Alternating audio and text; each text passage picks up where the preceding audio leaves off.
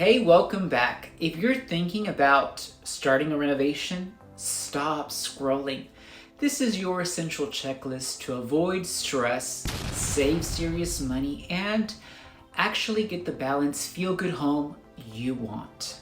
We're diving into must-ask questions for contractors, ironclad contracts, smart payments, and real pitfalls to dodge, so don't end up with a half-done work and a massive headache. Last week, we talked about renovations can bring Olympic-level balance to your life. Today, let's make sure you nail the process to get there without the drama. Let's dive in. Let me kick off with Paula's story, because I see versions of this way too often, and it's definitely a wake-up call. Paula wanted a fresh kitchen and spotted a contractor on Facebook Marketplace. At a reasonable price, they chatted, shook on it, and jumped in. A few weeks later, the cabinets half installed, backsplash totally wrong, and when she calls it out, the guy goes, "That wasn't in our deal." Spoiler, there was no real deal, only some text. She fronted most of the cash, and now she's chasing ghosts, out thousands and stuck with a mess.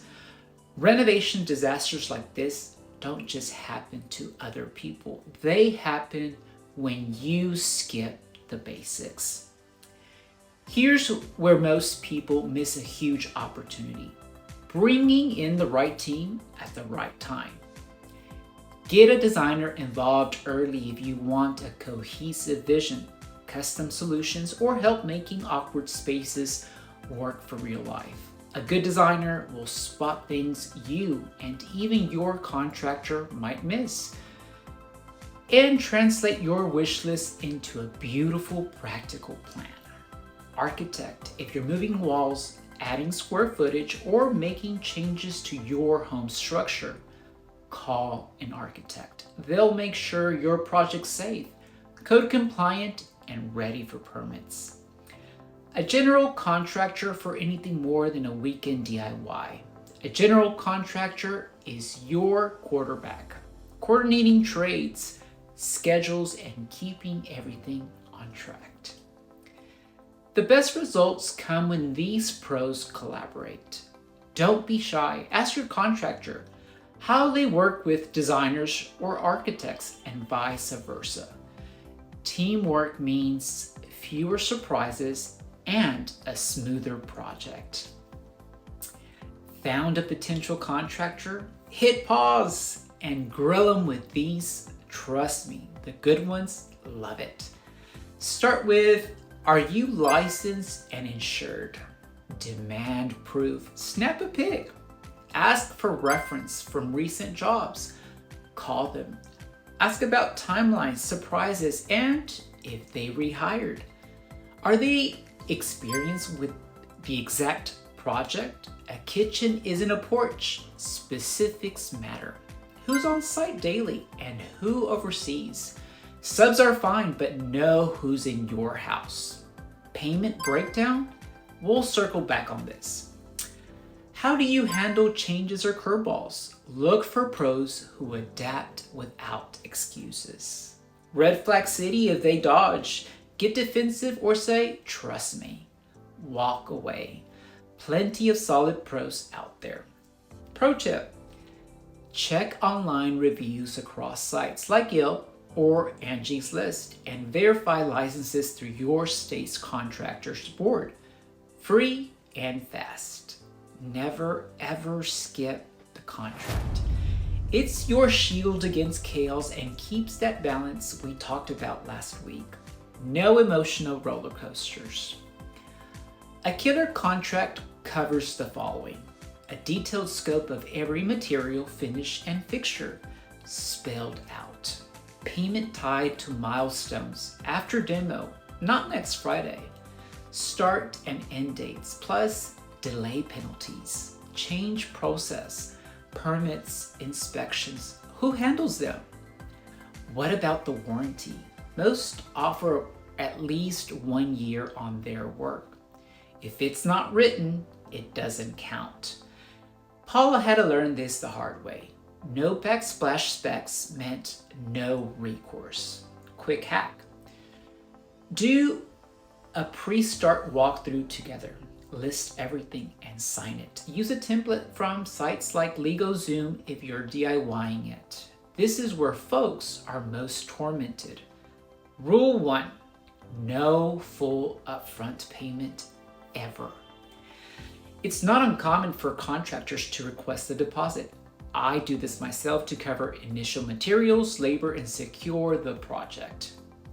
It should always be tied to clear milestones and a solid contract. A typical schedule can be 20 to 50% deposit to lock in and buy materials.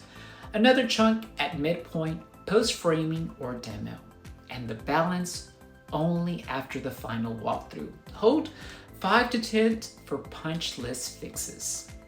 Cash only push, huge red flag. Could mean tax dodging or no accountability. Always get an itemized receipts. Tie this to your budget. Build a 10 to 20 contingency for surprises so you're not scrambling halfway. Set weekly check-ins from day one, either by text, call, or site visit. Request progress pics if you're away. Speak up early if something's off. It's your home, not theirs. Good communication builds that project stability, keeping everyone aligned and stress-free. Surprises happen, old wiring, hidden leaks. For any tweak, get a signed change of order with the new costs, timeline, impact, and details. A verbal sure add that. It's a recipe for budget blowouts. Before the last payment, do a thorough walkthrough. Punch list every nitpick, scratches, wonky doors, and cleanup. Only pay when it's 100%. Pros expected, it's standard. If Paula could do it all over again, she'd demand that contract. Milestone payments and no hesitation answers. Your takeaway checklist. Vet with tough questions and checks. Lock in detailed contract.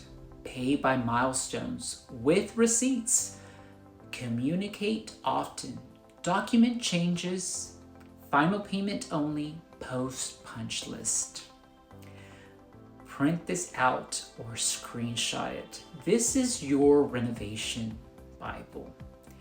Got questions or reno fears? Drop them in the comments. I'll chime in. Share your horror stories or wins to help improve the community. If you know of someone that needs to hear this, make sure to tag them or share this with them. For personalized help like reviewing your contract or brainstorming your project, hit the link below. I'd love to make sure you start strong. You got this. Build smart, stay balanced, and turn that vision into reality. See you next time.